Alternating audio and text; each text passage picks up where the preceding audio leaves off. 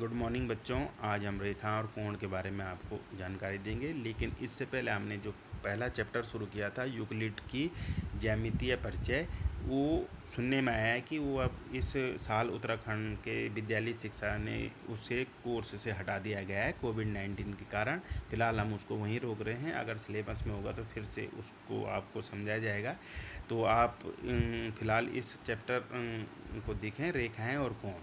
रेखाएं और कोण में हम रेखाओं और कोणों के बारे में विस्तृत जानकारी देंगे आपको, जो कक्षा 6, 7, 8 से कुछ हटकर कुछ नई जानकारियाँ आपको मिलेंगी। तो इसके लिए सबसे पहले हम रेखाओं के बारे में बात करेंगे। तो एक सरल रेखा का चित्र हमने आपके सामने बनाया हुआ है कि देखो आप, ये जो सरल रेखा है इसको इस दिशा में और इस दिशा में दोनों ओर अपरिमित रूप से बढ़ाया जा सकता है।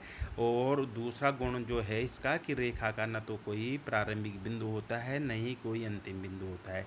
इधर की ओर देखेंगे आप तो ये पीछे कहाँ तक जा सकता है या आगे कहाँ तक जा सकता है हम कुछ कह नहीं सकते। इसका अर्थ हुआ कि रेखा का न तो कोई प्रारंभिक बिंदु होता है, न ही कोई अंतिम बिंदु होता है।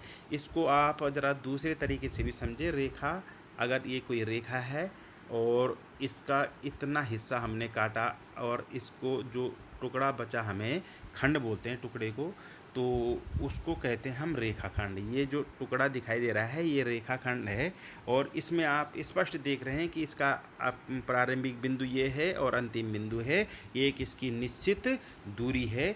तो रेखा और रेखाखंड में यही मुख्य अंतर है कि रेखाखंड का प्रारंभिक बिंदु भी होता है और अंतिम बिंदु भी होता है, और इसे अपरिमित रूप से घटाया या बढ़ाया नहीं जा सकता। एक निश्चित दूरी का मान होता है रेखाखंड।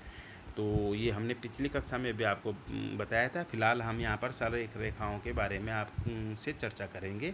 इसके बाद आता है रेखा युग्मों के प्रकार। युग्म माने होता है जोड़ा। अगर रेखा एक से ज़्यादा हों और वो किस तरह से रखी गई हों, किस तरह से उनको अवस्थित किया गया है, तो उसमें आपके रेखा युग्मों के प्रकार हम आपको बताएंगे। इसके मुख्य तौर से 3 प्रकार आपको पढ़ाए जाएंगे: प्रतिच्छेदी रेखाएं, समांतर रेखाएं और संपाती रेखाएं। और इनके गुणों के हिसाब से ही इनके नाम रखे गए हैं। प्रतिच्छेद माने काटना, वे रेखाएं जो परस्पर एक दूसरे को एक बिंदु पर काटती हैं, वे रेखाएं जो परस्पर एक बिंदु पर प्रतिच्छेद करती हैं प्रतिच्छेदी रेखाएं कहलाती हैं। इसके बाद आता है समांतर रेखाएं, कि वे रेखाएं जो परस्पर कभी भी प्रतिच्छेद नहीं करती समांतर रेखाएं कहलाती हैं। समांतर माने समान अंतर, समांतर माने समान अंतर। जिन दो रेखाओं के बीच की लंबवत दूरी प्रत्येक जगह समान हो उसे हम समांतर रेखाएं कहते हैं। तो जो प्रतिच्छेदी हैं, अगर इसके अनुसार चलेंगे तो अगर कोई दो रेखाएं एक दूसरे को एक बिंदु पर प्रतिच्छेद कर रही हैं तो वो प्रतिच्छेदी रेखाएं कहलाएंगी, और जो एक दूसरे को कभी भी प्रतिच्छेद नहीं करेंगी वो एक दूसरे की समांतर रेखाएं कहलाएंगी। इसके बाद आता है संपाती। संपाती माने एक रेखा के ऊपर दूसरी रेखा। अगर हम प्रतिच्छेद के हिसाब से इसको कहें तो दो रेखाएं जो परस्पर प्रत्येक बिंदु पर प्रतिच्छेद करती हैं संपाती रेखाएं कहलाती हैं। अब देखो, इसको मैं एक रेखा बना रहा हूँ आपको, एक ये है माना, और एक दूसरी रेखा बना रहा हूँ माना। एक रेखा तो ये है और एक रेखा दूसरी है ये। और अब हमने क्या किया, जो ये पहली रेखा थी इसको इसी के ऊपर रख दिया, तो इसका मतलब एक ही रेखा के ऊपर दूसरी रेखा।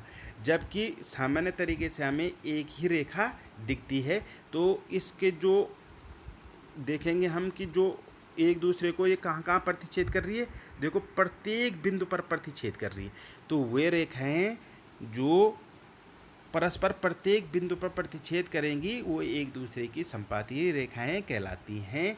तो अब हमने 3 प्रकार की जो रेखा युग्म हैं उनको समझ लिया है कि अगर एक दूसरे को एक बिंदु पर प्रतिच्छेद करेंगी तो प्रतिच्छेदी रेखाएं, अगर एक दूसरे को कभी भी प्रतिच्छेद नहीं करेंगी तो वे संपाती रेखाएं समांतर रेखाएं, और एक दूसरे को प्रत्येक बिंदु पर प्रतिच्छेद करेंगी तो उन्हें हम संपाती रेखाएं कहते हैं।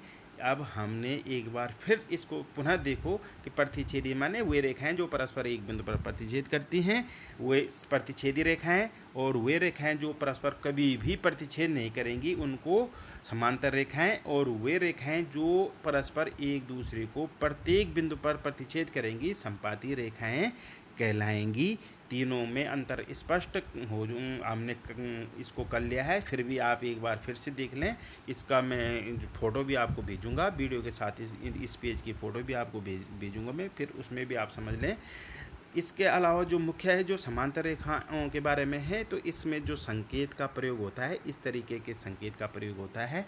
और इसका समांतर रेखाओं का जो महत्वपूर्ण गुण है कि प्रत्येक जो दो समांतर जो परस्पर समांतर रेखाएं हैं उनके बीच की लंबवत दूरी सदैव समान होती है। माने यहाँ की जो लंबवत दूरी है सदैव समान होगी। और जब हम इसके बारे में आगे चर्चा करेंगे तो और स्पष्ट आप जानकारी ले लेंगे। तो इसके बाद जो अन्य कुछ महत्वपूर्ण तथ्य है उनके बारे में भी आप समझ लो कि और क्या क्या चीज़ें इस चैप्टर में आप ने समझनी है। तो देखो, अगला जो पोर्शन है वो है संरेख बिंदु। नाम से स्पष्ट है, संरेख, रेख माने रेखा, संरेख माने एक ही रेखा पर। तो वे बिंदु जो एक ही रेखा पर स्थित हों संरेख बिंदु कहलाते हैं। इसकी जो और स्पष्ट परिभाषा है वो ये है कि 3 या 3 से अधिक बिंदु जो एक ही रेखा पर स्थित हों संरेखीय बिंदु कहलाते हैं। इसको आपने जो है निर्देशांक ज्यामिति में भी इसका प्रयोग होता है। तो ये जो शब्द है संरेख, इसको आपने समझ लेना है। संरेख माने एक ही रेखा पर जो बहुत सारे बिंदु स्थित होते हैं तो वही बिंदु एक दूसरे के संरेखीय बिंदु कहते हैं उन्हें। उसके बाद एक और शब्द आता है, भले इसका यूज बहुत कम होता है लेकिन फिर भी समझना जरूरी है, संगामी रेखाएं। संगामी रेखाएं माने कोई बिंदु है, उस बिंदु से बहुत सारी रेखाएं गुजर रही हैं तो उनको कहते हैं हम संगामी रेखाएं। एक ही बिंदु से बहुत सारी रेखाएं जब एक ही बिंदु से होकर गुजरती हैं तो उन्हें कहते हैं हम संगामी रेखाएं। देखो, अगर केवल एक बिंदु है और 2 रेखाएं गुजर रही हैं तब तो वो प्रतिच्छेदी रेखाएं कहलाती हैं। लेकिन अगर एक बिंदु है और बहुत सारी रेखाएं गुजर रही हैं तो उन्हें हम संगामी रेखाएं कहते हैं। तो ये आपने समझ लिया है कि ये जो संरेख बिंदु है संगामी रेखाएं हैं। नाम में कहीं कहीं थोड़ा सा अंतर है, संगामी और संपाती, लेकिन आपने चित्र के अनुसार इसको स्पष्ट जानकारी ले लेनी है। बहुत अच्छे से समझ लेना है कि संगामी क्या है, संपाती क्या है। तो इस चैप्टर में अभी तक हमने आपको जो चीज़ें पढ़ाई हैं वो पढ़ाई हैं सरल रेखा, सरल रेखाओं के गुण, रेखा युग्मों के प्रकार, प्रतिच्छेदी, समांतर, संपाती और संरेख बिंदु और संगामी रेखाएं। 6 बिंदु स्पष्ट कर लिए हमने। सरल रेखा के गुण, प्रतिच्छेदी रेखाएं, समांतर रेखाएं, संपाती रेखाएं, संरेख बिंदु और संगामी रेखाएं। इसको आपने नोट भी कर लेना है और फिर हम श्रेय कोणों के बारे में आपको बताएंगे। आपने बहुत आराम से, बहुत स्थिर मन से उतारना है और फिर समझना है। फिर हम नया चैप्टर लेके, वो नया टॉपिक लेके आपके सामने नया वीडियो लेके आएंगे। Thank you.